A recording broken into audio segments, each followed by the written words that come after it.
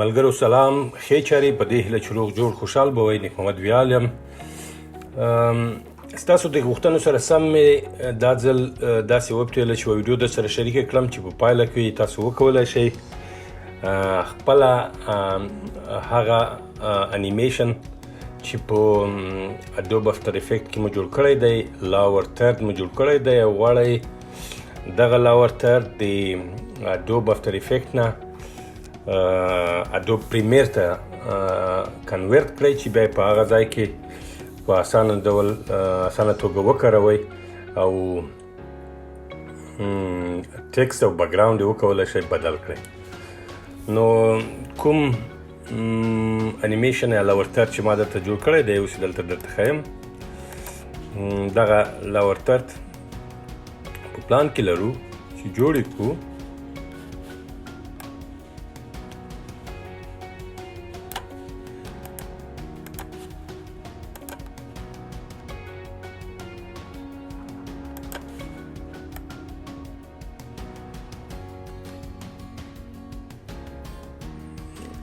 داسې یو لاور ترد تیار ما جوړ کړی دی، دغه به سره په ګډه کنورت کړو اډوب پریمیر ته. زه به تر هغې اډوب پریمیر هم راچالان کړم. ښه، راځو په اسنشل ګرافیکس باندې کلیک کوو. په اسنشل ګرافیکس کې نوم ورکوو لاور ترد نیو. دا دلته رندر می دغه انتخابوو. بیا راځو دلته به هم سره راشم چې تاسو ته اسانه وي. په فاینل باندې کلیک کوئ، بیا په ریف باندې کلیک کوئ، بیا په الټینی کلیک کوئ.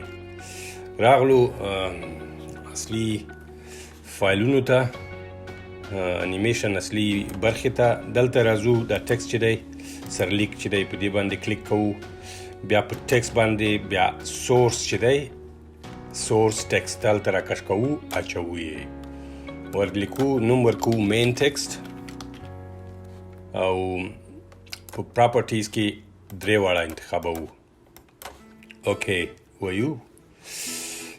دا خو وشو. اوس راځو دا بل لاندې دا راپورټ شي چې دی دغه ټکسټ راځو، دلته هم په ټکسټ باندې کلیک کوو، بیا په سورس ټکسټ دلته یې راچوو.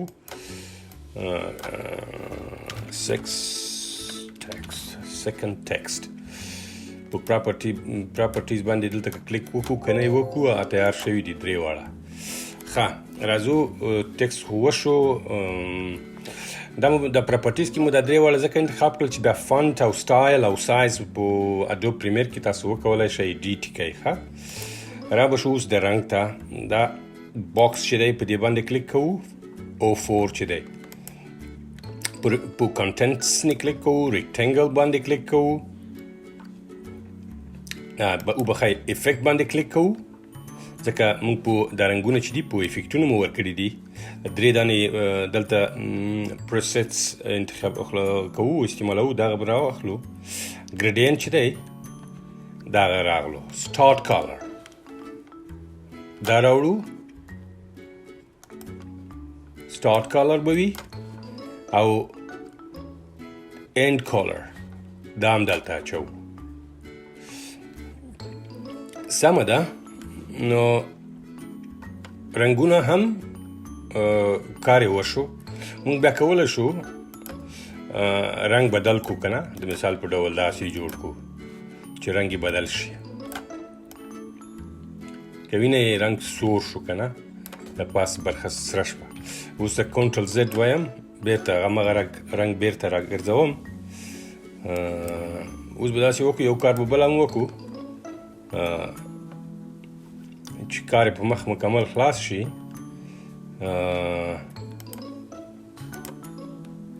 فاینل ته به راشو، رینډر ته به راشو. په رینډر کې به په سکیل باندې کلیک وکړو چې سایز یې راشي. دغه به هم راواخلو، دلته به یې واچوو. که په راتلونکي کې موږ غوښتل چې د لاور ترد دا سایز کم یا ډېر کړو، دلته به یې واچوو. نو درې واړه خو وشول. نوم به یو ځل بیا هغه کړم، ما خو ورم کړو. خیر، لاور ترد. نو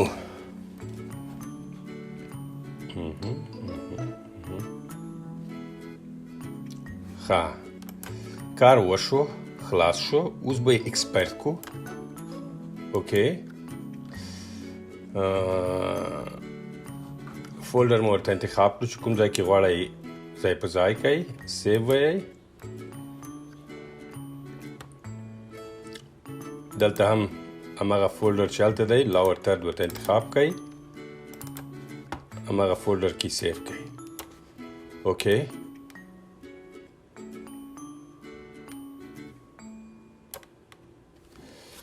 فانټونه نه دي مې یم هغې سره کار نه لرو فعلا راځو اډوب افټر افیکټ ته دلته به زه یو پروجیکټ را خلاص کړم د بیلګې په ډول اډوب پریمیر ته وبخئ راغلم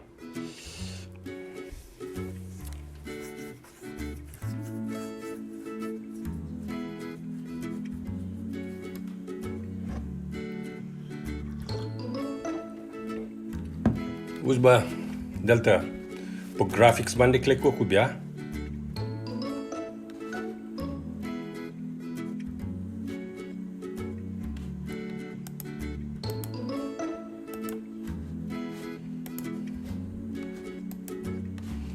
ډېر وبخئ کمپیوټر لږ لږ کله سره جام شي نو یاري نه کو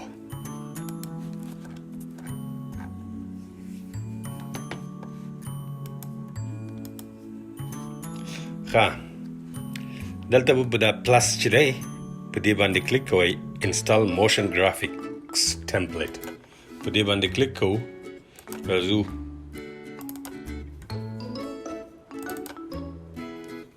هغه فایل مو چې کړی دی هغه مو راوستو خوښ کړو دغه لاور ترد نیو دلته راغلو دا به راکش کړو په دې ځای کې به واچوو اوس به وګورو چې څه کو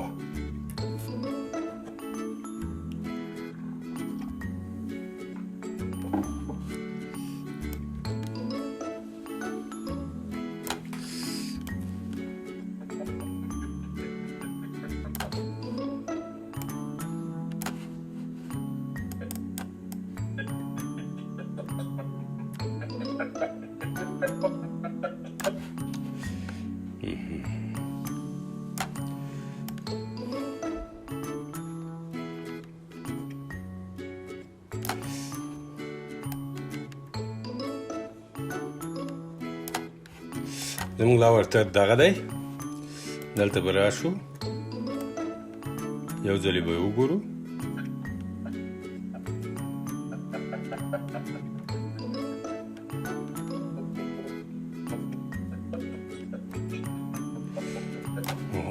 دومره په سیاله کار خو مه کوه یاري کوه که نه کله کله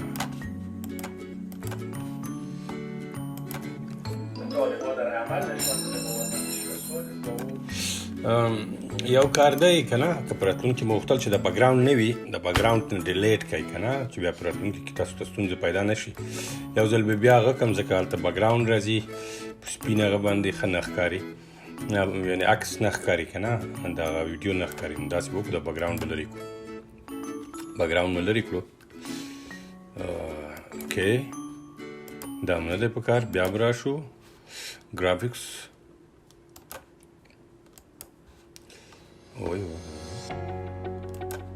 براوز دا بل به هم راغه کو دا دویم دغه به راواخلو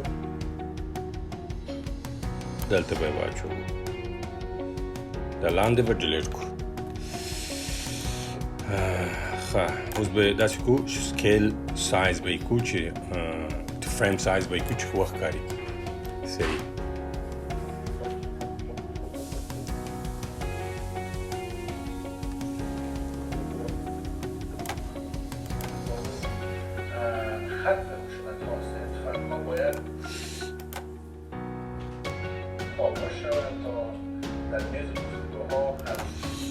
که لیدلی مو وي یا د انیمیشن ښکاره شو که نه